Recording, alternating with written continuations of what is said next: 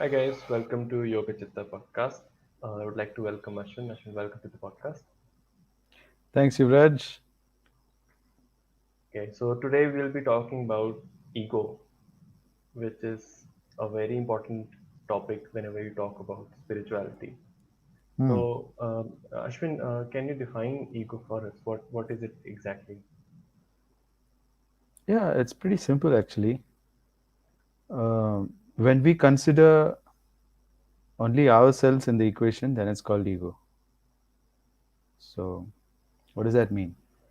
That means um, when we think that the world owes us some kind of, uh, or that we even understand the world, I'm looking for a more like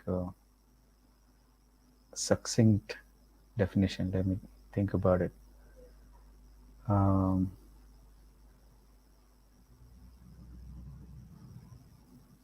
Ego is when we feel that we could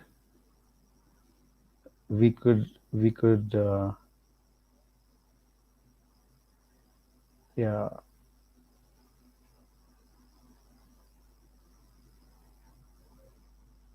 that when we feel that things could happen better than they did.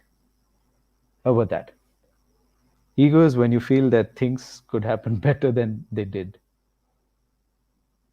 Yeah, and that's it. That's a really good definition of ego. The feeling that things could happen better than they did, if it were up to you.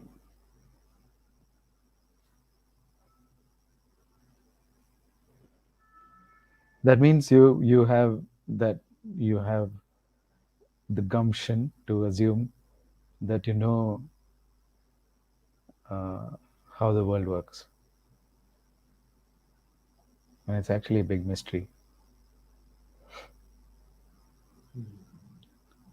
Something like that. So see, even to understand this takes a long time because we feel, why not? We have to know how the world works better. That's how we improve, because we think we can make things better than they are.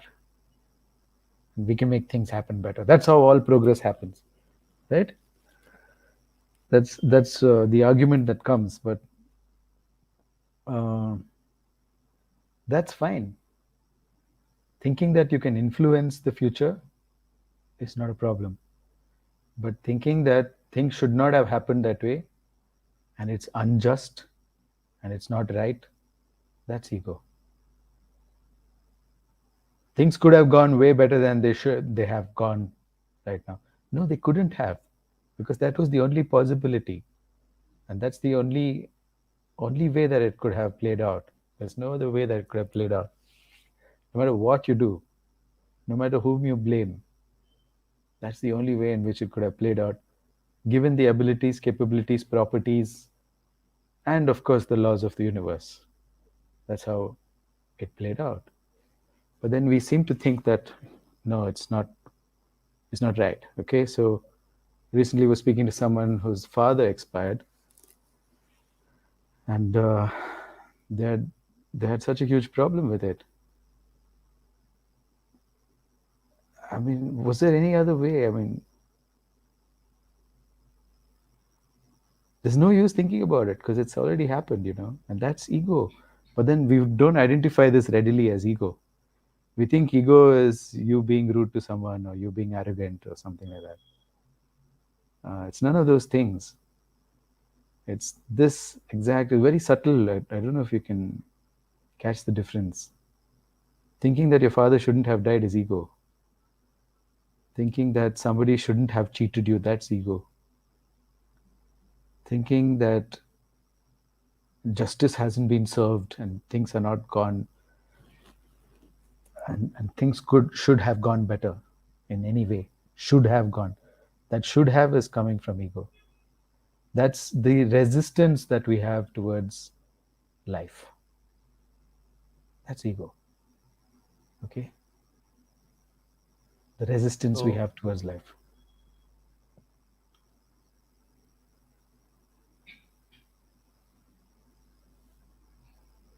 Yeah. So saying I could have done it better in the past Mm. or I should have known better is Mm. also Mm. That's ego. also ego. That's also ego. I should have known better. I could have done better. Beating yourself up, punishing yourself. Being sometimes people are so afraid of their own punishment they don't take action. Yeah. They're like, if I Yeah. fail at this, it's going to be so bad that I can't bear what I'll say to myself.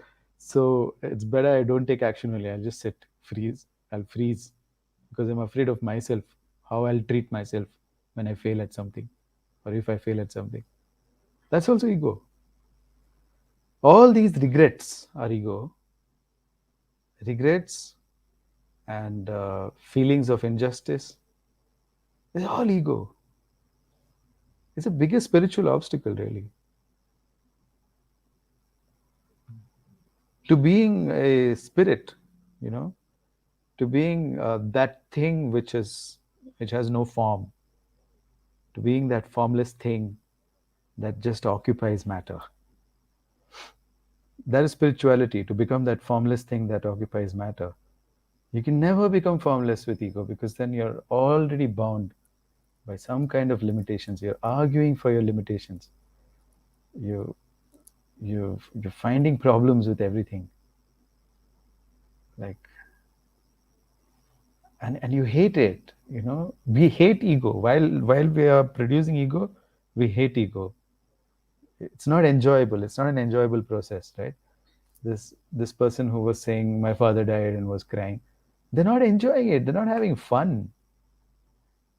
They know that it feels shit. It's not good, but then they can't stop that because somewhere is the am right and the world is wrong. Somewhere that thing comes.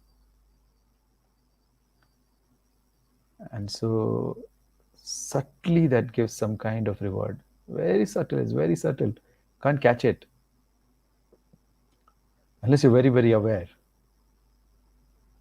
But when you start catching that stuff, then you become free, because ego always ties you down. It makes you limited. It argues that you're limited, makes you limited. Yeah. Because, see how many words I've used to describe it. It's a feeling that somehow, I mean, it's a problem that you have with the world. Ego is a problem you have with the world. You think, oh, Taliban shouldn't have come to power. Oh, there shouldn't be so many rapes. Oh, there shouldn't be all that is ego too. Okay. You don't have to feel all that if you want to do something about it. Yeah. I've been quietly working in the background to make public spaces safer for children and women. But I never for once felt that they shouldn't exist. They should not be there. Even without all that, you can still do work. And my program has quietly reached 12 million people without any ego. Nobody even knows. I also forget about it. Okay. So you don't have to get your feathers all ruffled before you solve a problem in the world. Now, something is a problem. It's a problem. Yeah. It's a problem for you. It's not a problem in the world. It's a problem for you. And since it's a problem for you, you can find the solution. And that's what life is about. Life is about solving problems. Problems give us meaning. Okay.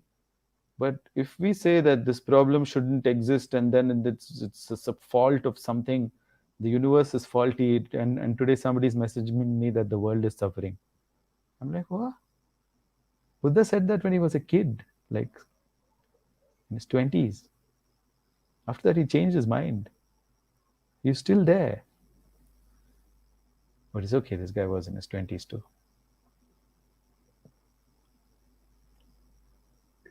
Um, how is how is ego different from a sense of self? A sense of self. A sense of self doesn't have an ego. Without a sense of self, what will you be, man?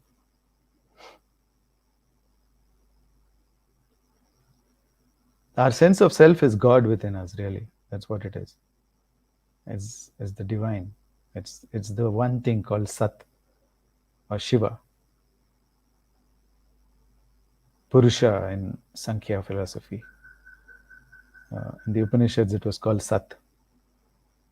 Vedantic philosophy calls it Sat, and yoga calls it Shiva.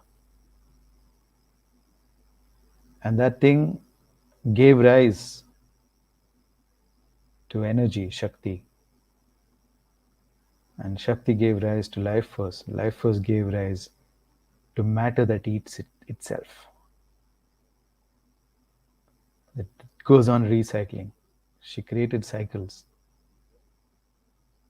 The life force energy created cycles to replenish itself.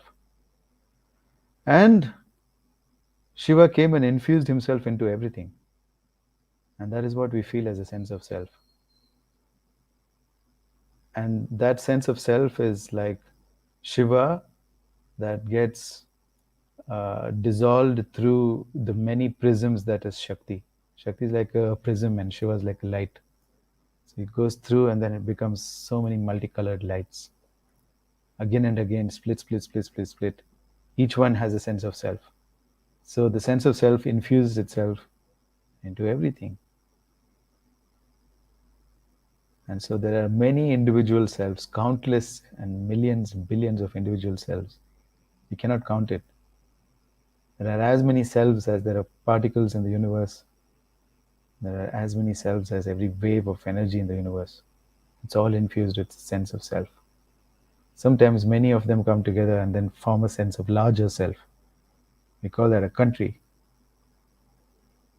or maybe a family to begin with, or maybe a company, or whatever, smaller units, larger sense of self comes up. So everything has a sense of self. That's not ego, because sense of self doesn't have a problem with how the universe is run. Shiva doesn't have a problem with Shakti. Shiva loves Shakti.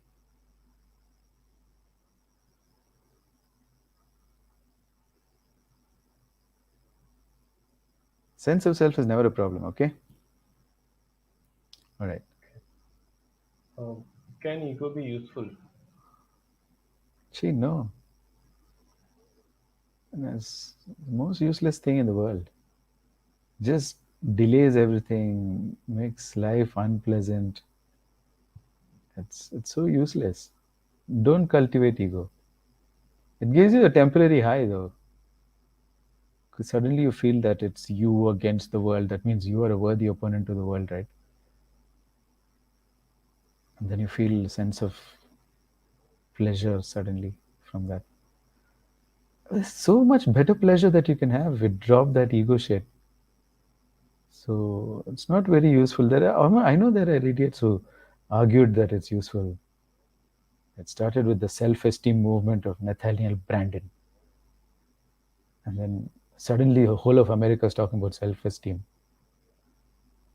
and self-worth and self-image and why we need this? Why do we need this? The sense of self does not have an image. It is not attached to any image. It is purely there. It's purely formless self. But then when we create self-image and self-that and self-esteem and self-confidence, self-love, how can you love yourself? Self is formless. It looks for something to love. It has love to give. Yourself doesn't need love. So when you're saying self-love, you basically created a big ego self-image and then you're trying to love that. And it's very unlovable because ego is ugly. And people are trying to love their ego and calling it self-love. I recently heard someone introduce themselves as a self-love coach.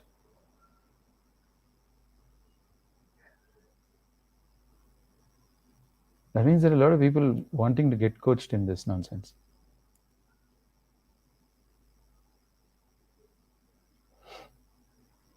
Is competitive spirit also because of ego? That the No, tendency to no, no. compete with others? No, no, no. Competitive spirit is is a very essential thing for us to grow. That's not ego. That's a mechanism by which we measure our skills. And competition is good. There's nothing wrong with it. Crying when you lose, that's ego. Playing the game competitively, that's not ego. That's sportsmanship. You play competitively. It's great. It's not ego at all.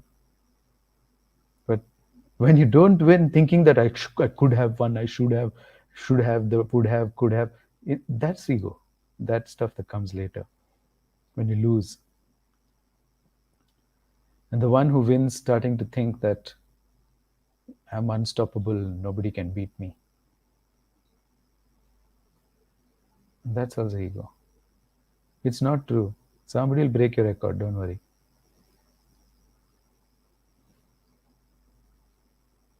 Somebody will be born only to break your record, so don't worry about it. Whatever the hell record you made.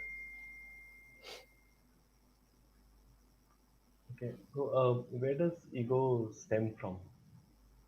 And is it conscious or unconscious? Yeah, we do. It's a poor upbringing. That's all it is. We bring up children to think that they are the center of the universe.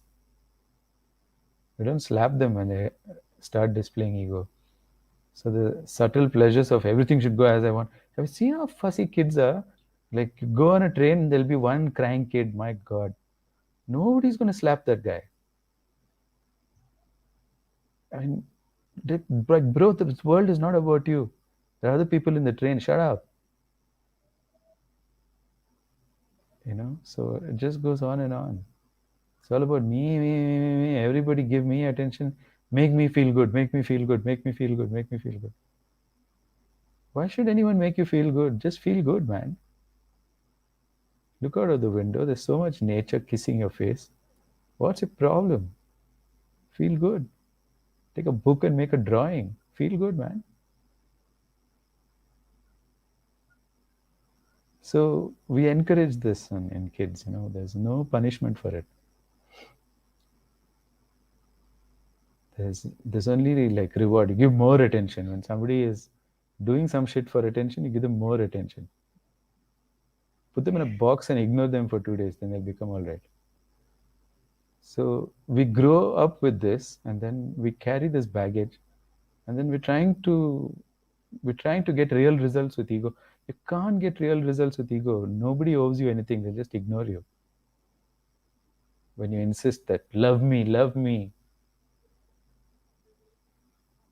without me doing anything lovable, I should be loved. Why? Without me providing any value, I should be rich. Without me learning anything, I should be respected. What? Doesn't happen like that. So it's a very immature state of being, and we need to discard it. But the problem is, it goes under the curtain, under the carpet. Nobody wants to deal with it. So somebody's got to stand there and slap the shit out of it. Even for adults, it works the same. They need slaps when they make the world about themselves.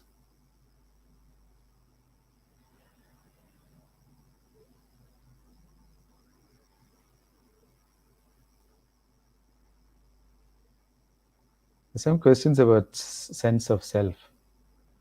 Like Manish is asking, is the sense of self the same as consciousness? Uh,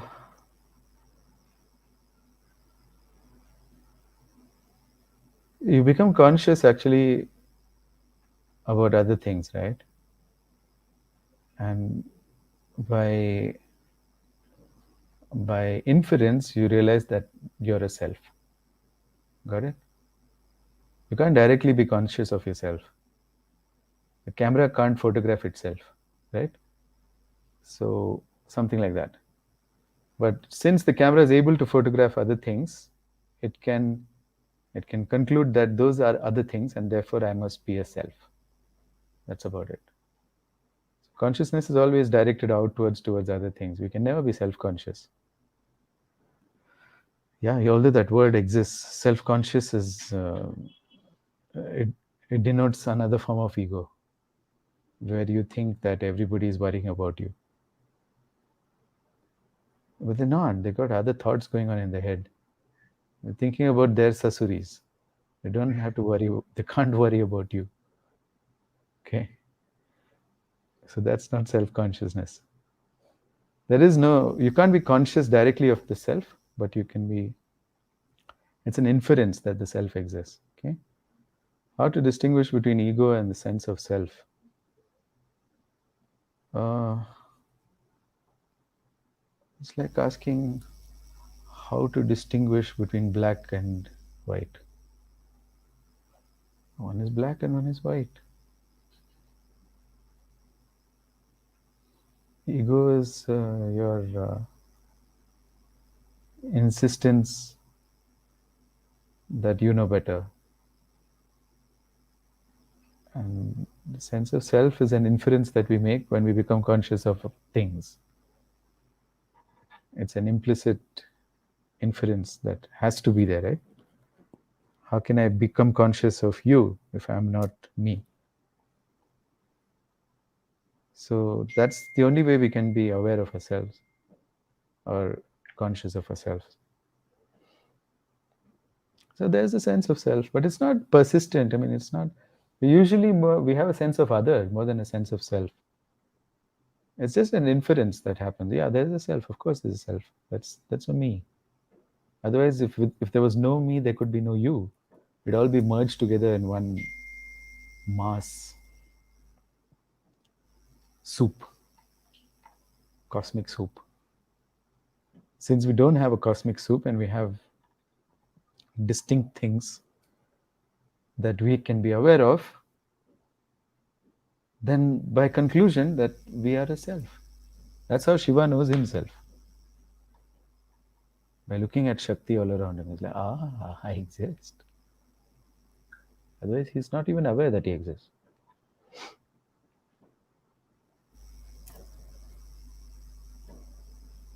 Uh, is there more than one type of ego? No, it's basically just one type of ego. It's like objection to the world. That's it. There's only one type. Can it, should I say, manifest itself as in a more gross and subtler form? I mean, difficult to recognize and easy to recognize. It is already only subtle. It's very subtle. This objection that you have to the world is very subtle. So, because of that, you make your ride on this earth bumpy. It's not smooth for you at all. And that's what ego is. Your subtle objections. Eh? You had to slow down to become aware. Oh, I'm objecting to everything. How shit is that? Let me stop that shit. Okay? All right. Now that you know that ego, I have finally found it, man. Ego is an objection to the world. That's it. Simple definition.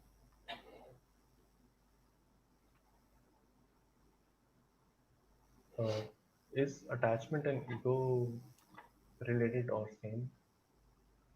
Yeah, attachment is the idea that somebody, it's an objection, right? Attachment is an objection that somebody shouldn't go away or something like that, isn't it? What is attachment? I don't feel these things. I don't know. What is it exactly?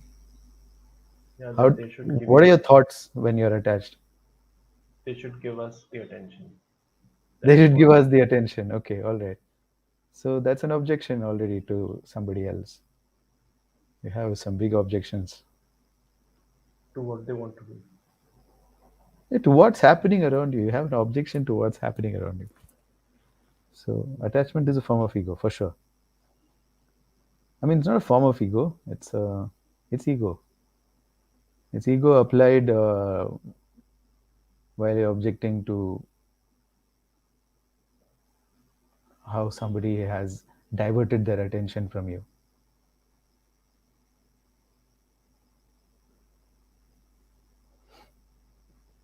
Smithy says, new poster. Ego is an objection to the world. Yeah. Okay. How does ego impact our relationships to ourselves and others? Hmm.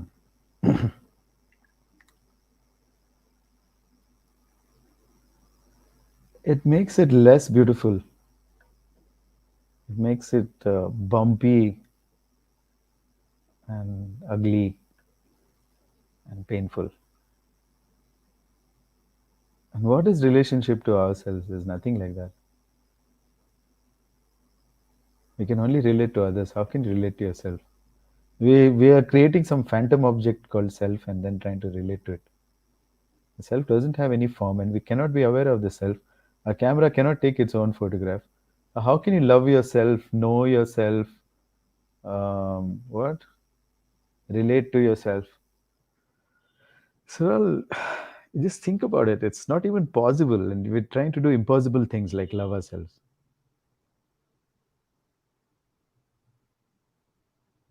How can we do that? You're being harsh and you're judging something. What is that you're judging? Self flagellation. What is self flagellation? How do you beat yourself up? What are you beating up? Explain to me. I don't know these things. How do you beat yourself up? Do you know? Does anyone know? I'm thinking. I don't even know how to beat myself up because I don't know myself. I can't see myself. I can't perceive myself. Myself is only an inference. Like looking in the mirror and saying, you're too fat. Is that a good example of beating yourself up? Yeah, basically telling yourself you're Okay. fat. Now you're looking at your body and you're thinking that you're the body. There's nothing more stupid than that. The stupid guy Arjun was doing it now. Krishna slapped him many times. He didn't get it only. And somehow he convinced him, like if you're not going to fight now, see what I'll do. Then he showed him some scary form, and then he had to okay, okay, okay, okay, okay. Everyone reading the Bhagavad Gita has a sense of self. I mean, has a self-image. Otherwise, why you need that book? The book is written for idiots. It's all about sense of self. It's all about giving up about coming to your true nature, which is no self. You can't even know yourself. Even Patanjali said in the Yoga Sutra that you can't know yourself. And everybody said it. Anybody who's thought little deeply has understood, we can't know ourselves. You can't beat yourself up. What you're beating up is something that you've identified with.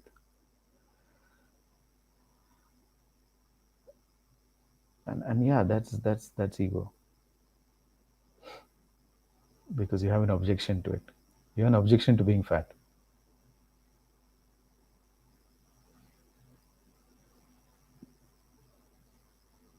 You know what? Those who want to solve the problem of being fat, they'll eat better. They'll probably learn some little bit about their body, figure out the problem, and they'll reverse whatever is causing it. There's a cause and effect in this world. If we find the cause, then we can reverse it. And that's what people do. That's how you solve problems. But instead, you beat yourself up. Like this is so productive, right? And you feel nice in that. You feel I know better how this body should be. No, this body is that way because it couldn't be any other way. There's no way your body could be any other way because of everything around it. And to make someone fat, it's not just that body's action that made it fat. So many things that happen to the body that now it has to have fat. It has to have fat. If it removes its fat, it's going to suffer with something. So you have to find out what will happen if it removes the fat. If that body removes the fat, then something scary is going to happen, and that's why it's holding on to the fat. There's a reason for it. You find out that reason, and then that's the problem. That reason is the problem. You solve that problem, and the fat will melt away in a few months. You know, I used to be fat, man, and my body used to be fat, not myself. Myself is just an inference, okay? Myself is formless, but my body used to be very fat, and then what happened? The day I got separated from my ex-wife, within a month, I lost so much weight. I can't believe it. It just like melted off. Where did it go? How did it go? It's the fastest weight loss program, divorce. So fast it was. Everything gone. Suddenly my health is all good until I went and got the next girlfriend. And then that time I didn't get fat yet. So there was a problem with me being sexy, I guess, which I dreaded. The whole, if I got attention from other women, what would happen to me in the marriage? That was the fear which kept me fat. And I was trying all sorts of things, diets, gyms, personal trainer, martial arts. Everything I was trying, nothing is working. Because the body has to be fat for the environment in which it is. Fat is safe. If you don't solve the problem of the hostile environment to you being sexy, then you'll never be sexy.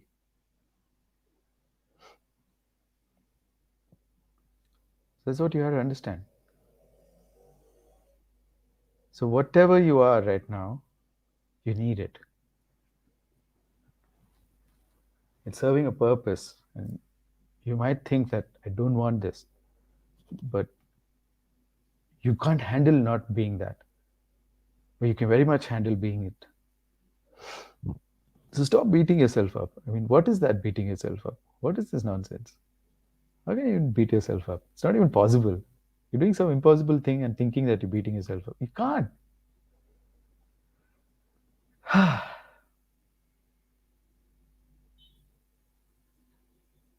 Anyway, let's go move on. Is feeling better or less than others ego? Feeling better than others. It depends. Because there's some things I know I'm better than others at. Because I practiced and I've really worked on it. But thinking that somehow that makes me superior to someone is stupid, because anybody else who practiced it can be me. Yeah, so there was this guy who was the baby on Nirvana's cover, right?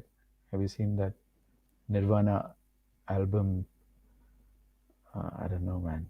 The album that had Smells Like Teen Spirit. You know the band Nirvana? I know the band. I know the song, Yeah. but I haven't seen So the cover. they came up with a very iconic album cover, and there's a guy who was the Nirvana baby, and it's this baby floating in water. Okay. Clearly, it's a male baby afloat in water. Probably signified something, or they were just on drugs and they really thought it's a great idea. So they took a photo of it, and then years later, the guy is very pissed off and he's suing Nirvana for not giving him attention and not making him a big deal. Like, if I wasn't a big deal, then would I be on the cover of their album? And that could have been any male baby. You're not better than anyone just because you were the baby. What did you do? You're a bloody baby. What did you do to even come on the cover like nothing you did. Just floated in water, which any baby can do. And so his grandmother must have told him that he's very special. And so now he thinks he's better than everyone else. That's ego, definitely. Okay? So knowing that you're better than someone and not thumping your chest about it is not ego, that's just evaluation. But it becomes ego when you start thumping your chest and feeling that you're superior because something happened to you. Everything that happens to you is pure cause and effect. If they were the same causes on someone else, they would have the same effect as you. Let's realize this once and for all. Yeah, Shashank is saying that Nevermind is the name of the album. Anyway, thanks, Shashank. How can we identify ego in ourselves and others? In ourselves, first of all, the self has no ego. So, what is this?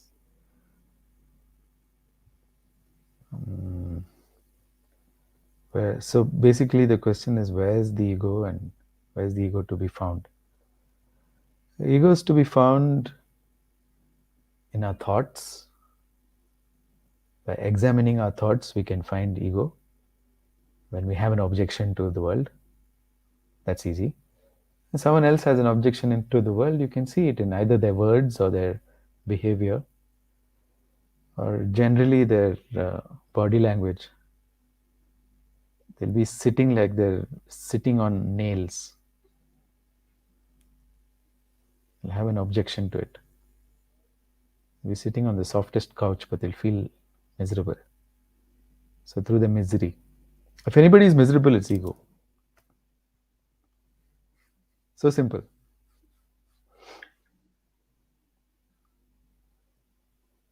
And how can we handle ego once we know that we are being egoistic? Or what can we do about it? Slap yourself and stop objecting. Like just stop objecting and just be. Allow things to be. That's it. It's like letting go. It's like taking a piss after having a full bladder. You feel that relief? You'll feel that relief in your whole body. Your whole body will become a bladder and you'll just let go. You feel so good when you let go of ego. Why I need this? I need this constant objection. I don't need it.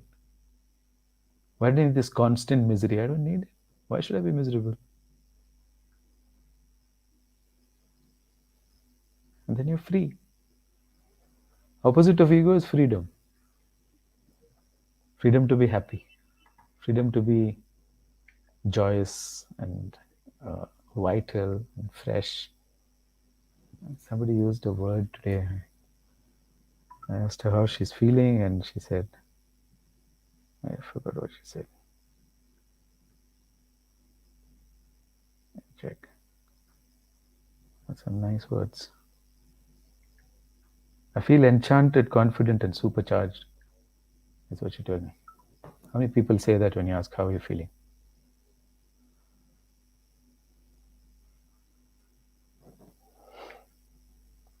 She has no objection to anything around her. She's feeling wonderful, right? So that's about it, man. That's beautiful. There's something very beautiful about that, isn't it? And somebody says, I'm feeling enchanted, and they're feeling amazing. We have all these amazing feelings. You can wear them, they're lying in your cupboard.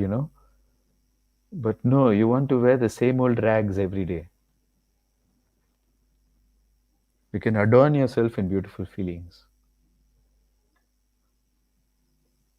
Think of feelings as clothes.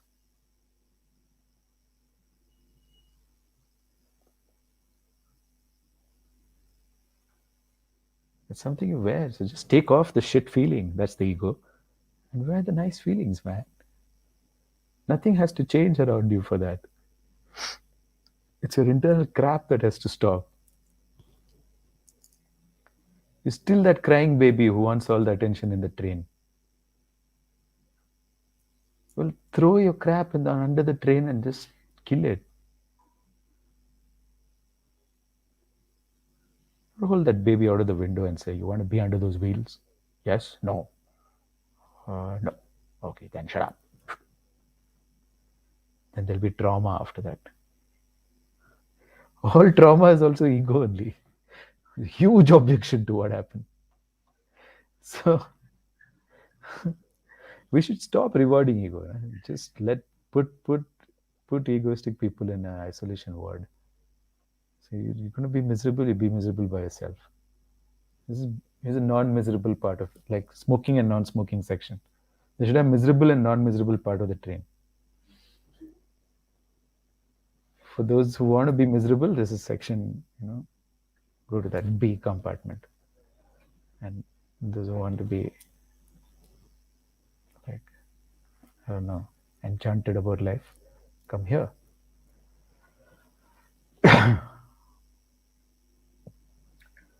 What is Dua asking? Can we starve ego or nurture it? Is it dependent on our karma or not? No, it's not dependent on your karma. I mean, you can be miserable or you can be not miserable. Okay? Sasuri section. Yeah, that one. Make a Sasuri section of the world and make sure that it's underwater. You want to be miserable, go live under the water. Go. Or in outer space. Only those who want to be non miserable can come on this earth.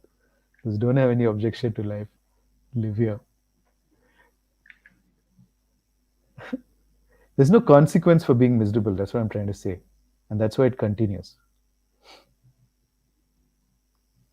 There's no immediate consequence. There's attention. Other people who have ego will come and give you attention. If I see someone sobbing and crying, I give them attention. I'm like, yeah, major objection. Then they come and ask me, how are you so happy? I'm like, because I stay away from people like you.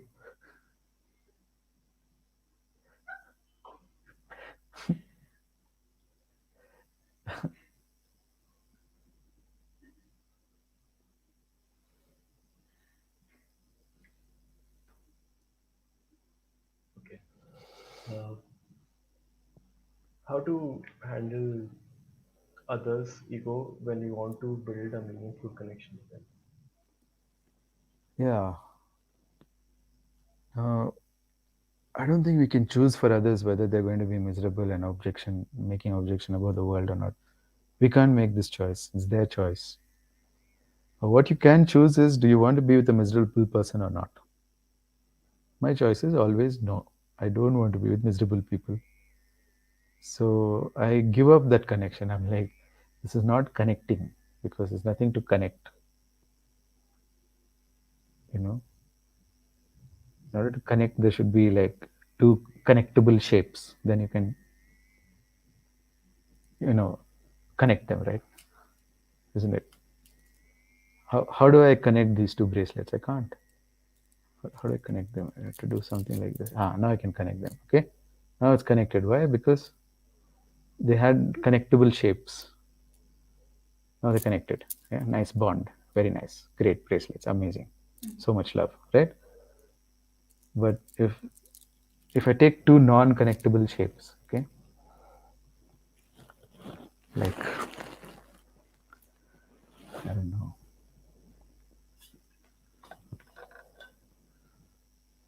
yeah, these are two non-connectable shapes, okay. How to connect this? How do you have a meaningful connection between something shaped like this and something shaped like this? It's not possible, all right? So that's why miserable people cannot connect with happy people. It's not possible.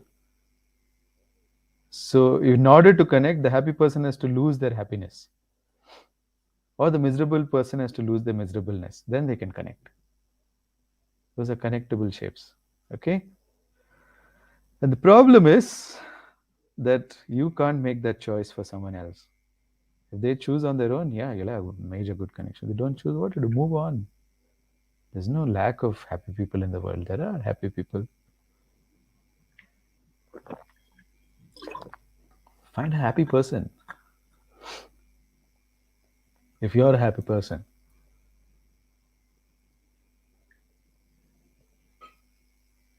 Like, I mean, someone who doesn't have objections, right? I'm not saying somebody who's happy with their abilities. Like, हाँ मैंने इतना सीख लिया, जिंदगी के लिए इतना ही काफी है, बस. No, no, no, no, not that. I don't mean that happiness. You know what I mean, right? I mean, person who isn't objecting to the bloody world all the time.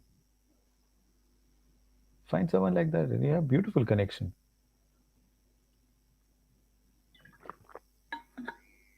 Write me an email about how happy you are. Like when this person felt like the same, the feeling enchanted and etc. I felt deeply connected to them because I feel the same way.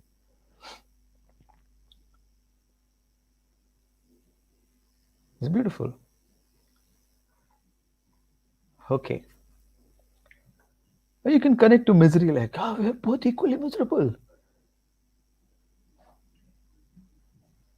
I said something about misery. Huh? Misery is a very good bond, you know.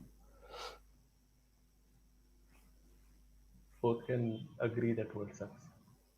Yeah, yeah, we can both agree that we find each other so agreeable until we find that we both all suck. And that's also great because then I suck and you suck and uh, you think that I suck and I think that you suck. And we can argue about this. We can connect about this. Meaningful connection. So much meaning. Anyway, what next? Okay, I have this question. In some relationships, we feel no ego, like Yeah. in some cases with parents or best friends, but it is felt with, say, spouses or life partners. So why is it selective like that?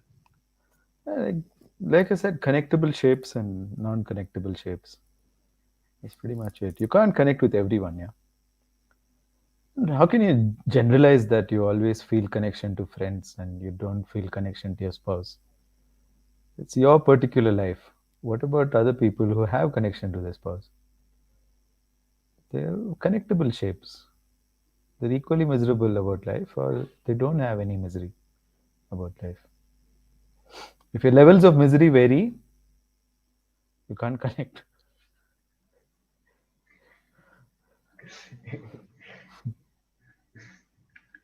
So maybe with your family and friends, you have an equal level of misery. But with your spouse, your level of misery is different. Maybe. I don't know. You know. Examine yourself. You'll find out. So I had this question: is it necessary to have an ego to create healthy boundaries? But I guess we can also follow it up with how can we create healthy boundaries when we don't have ego? I think what's the process? Yeah.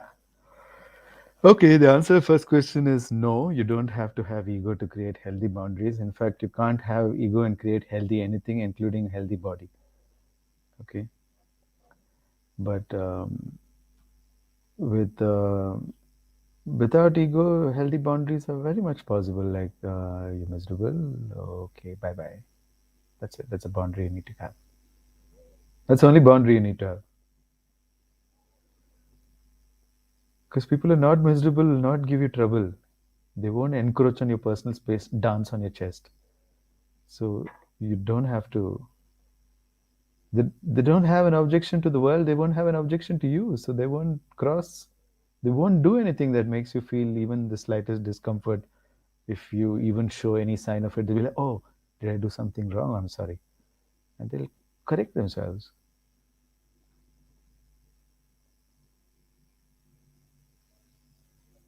So you don't need such boundaries.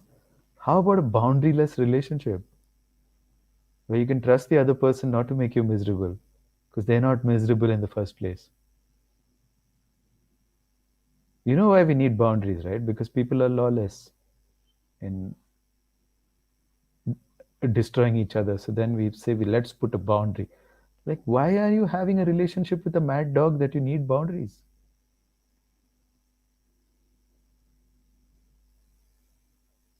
For me, it's either you're in here and you know how to behave, or go back and toilet train yourself and come back. There's no boundary here as such with somebody who's got no objection to you. A boundary is like, okay, here comes the misery. I don't need this. So you're like, you're not allowed to make me miserable just to connect with me. You're supposed to raise yourself up and be non-miserable and then connect with me there. If you can't do that, yeah, then I don't think we should have a relationship. There's no use setting boundaries unless you have a consequence for crossing it, okay? You can convey your boundaries. These are my boundaries. But the consequence should be the end of the relationship. Then only people will take it seriously. Otherwise, they'll keep crossing your boundaries. There's no consequence for it. All right? This is another Buddha question I have to answer. Do desires arise from ego?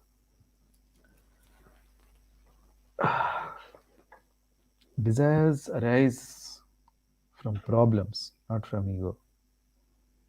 When we find a problem, we have a desire to make it better. Any desire that's not arising from the problem is not desire. That's you thinking that something can be yours without you working hard for it, without you putting in the work. Yeah,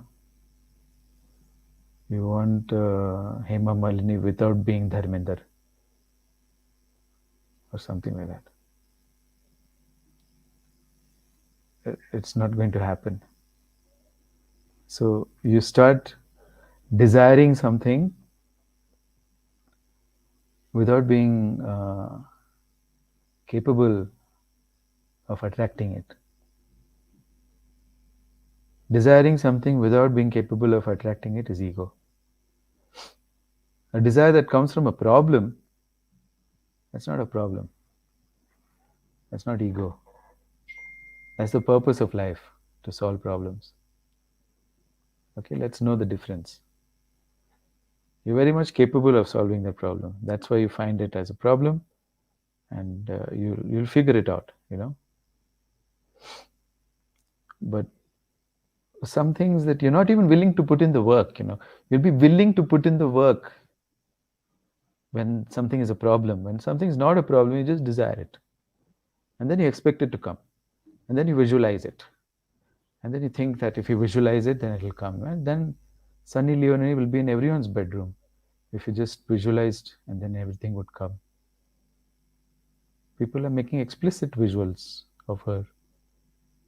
I mean, at least they were. Now she's out of style, I guess. Who's next? Mia Khalifa. She's also out of style. I can't keep up. Okay. So, just visualizing something is not going to come to you, man. Yeah. So those things, if you have to sit and visualize for something, then it's probably ego. There's two kinds of desires. The kind of desire that you're willing to put in the work to achieve, and the kind of desire that you're not willing to put in the work to achieve. That's ego. The second one is ego. Know the difference, okay? Because then you're objecting to the idea that it's not in your life. You don't understand that it's not in your life because it's not possible for it to be in your life because you don't deserve it. You haven't worked on it, worked for it.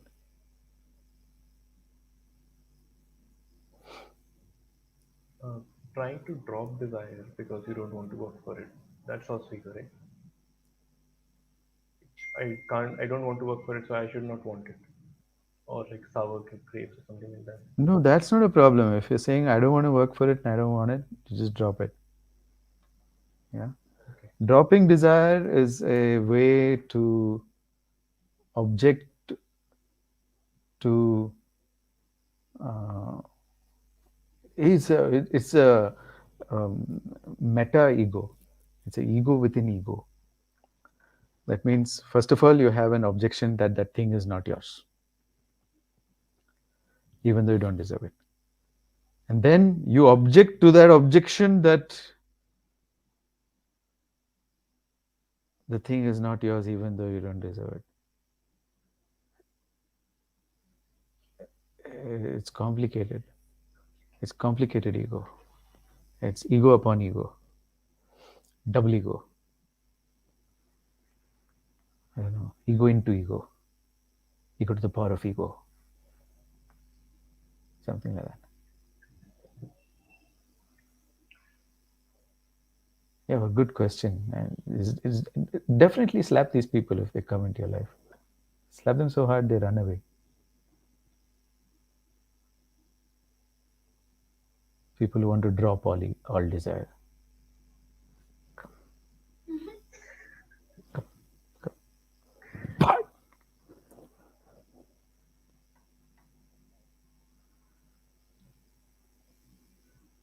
Buddha or what? A Buddha in his 20s? He's quite an idiot in his 20s, and later he became wise. Nobody wants to read the later shit he wrote. They're just so impressed with that immature shit because they're also immature.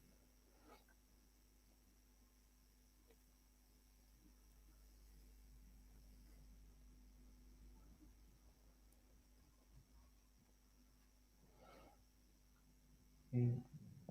In cases where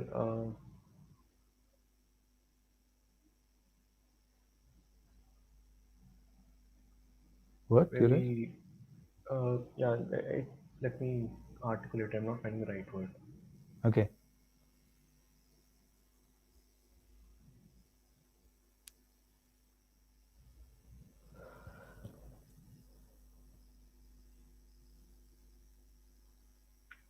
Last question, okay?